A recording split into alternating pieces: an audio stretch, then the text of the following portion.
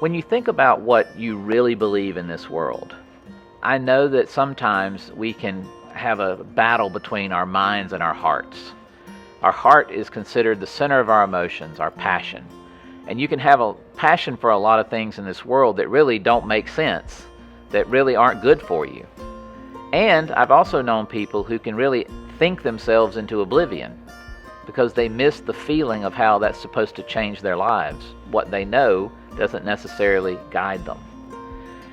When you think about the Gospels, it really is a group of letters, a book put together, a text that is so powerful that it appeals to both the mind and also to the heart.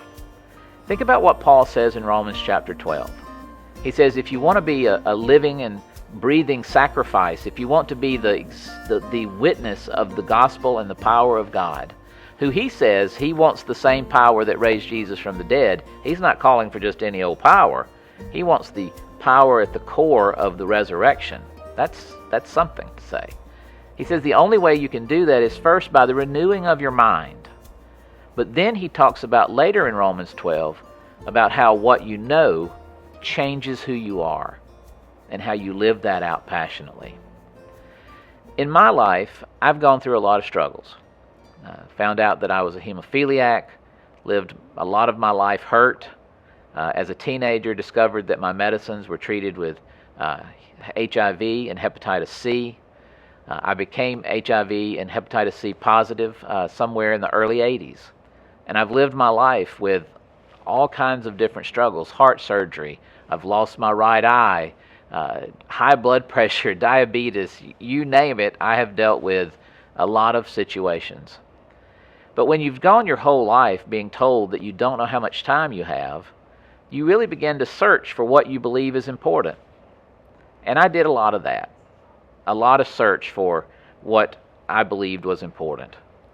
After discovering, that of course I was born as a hemophiliac, the medicines used to treat my hemophilia were contaminated with both HIV and hepatitis C. And so for 40 years now, I've been living as HIV positive and hepatitis C positive. I've had to go through chemotherapy treatments, open heart surgery. My medicines have caused diabetes and have caused high blood pressure. I've had vision trouble, had to remove my right eye. The reason I'm telling you all this, friends, is when you have to go through life being told you don't know how much time you have, and none of us have any more time than the other. Tomorrow, as one of our Southern writers used to say, you can be run over by a semi hauling hogs. Something can happen to any of us.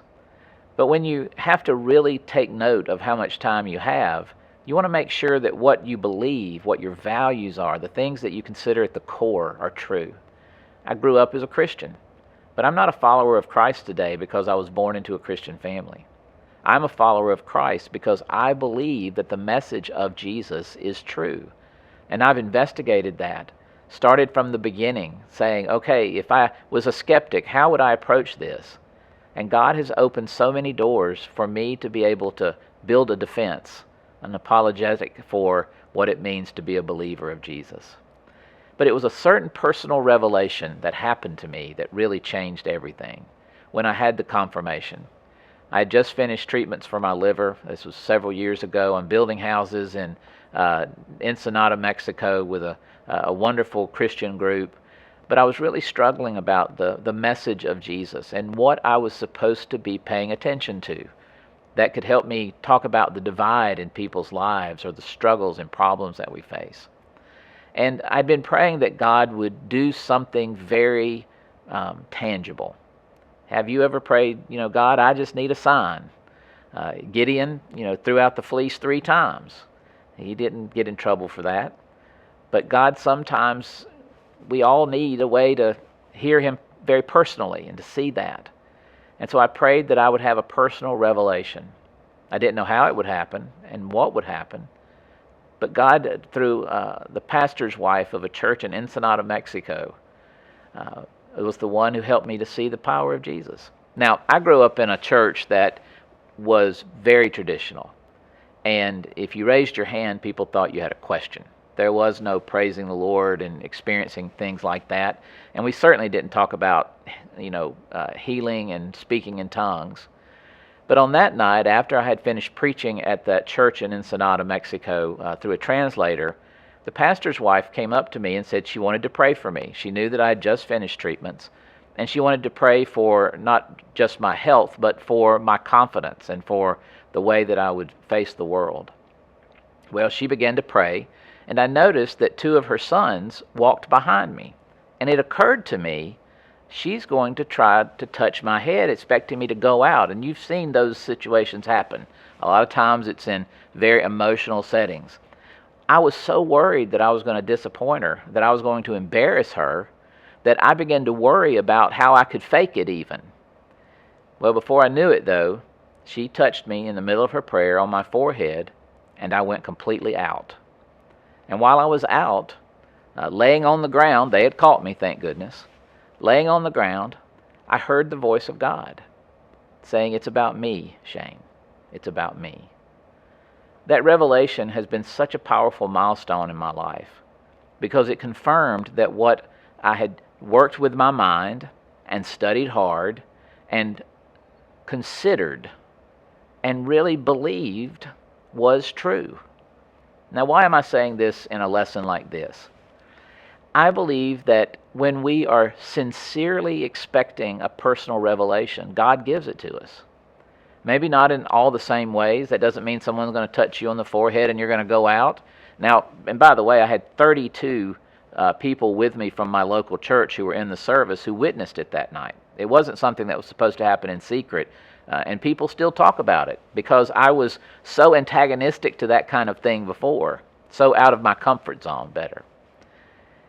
I believe God gives us personal revelations, some quiet in our soul deep down that says, what you believe is true. You can trust it. And if you can trust it, then you can live it. That's really the goal of all of this, is that if we believe the Bible is true, it changes us. It does change the way we make decisions. It changes the priorities that we have in life. It changes the way that we see the world. I'm a worrier, for instance, always been a worrier. I have always had anxiety about the unknown and uncertainties of life. And so I like to be able to really know. Well, friends, I know. I believe it with all my heart that when this life is over for me, I will go to be with Jesus for eternity. And that really is the story of my journey. And why I believe the Bible is true is because that truth is the way and life for us. I want to encourage you to never give up searching, never give up seeking. Don't be afraid to ask questions. And don't allow your doubts to make you feel so guilty or shameful that you somehow just say, well, I'll just believe it and go on. Well, that's not the way God wants to do business. If that was the way it was, He would have had one sacred text written by one person to make sure that everything said would have absolutely perfectly agreed. But over 1,600 years, 40 authors from all kinds of backgrounds write this amazing thread, this narrative about the love of a God for creation who wants to redeem it and reconcile it through His Son. But what's so powerful about that is that reconciliation, that redemption, doesn't happen in some cosmic community. It happens in your heart and in my heart. It begins with us. That's what John is talking about in Revelation, where he says, don't allow one word or tittle of this word to be changed. He's not talking about the little w words.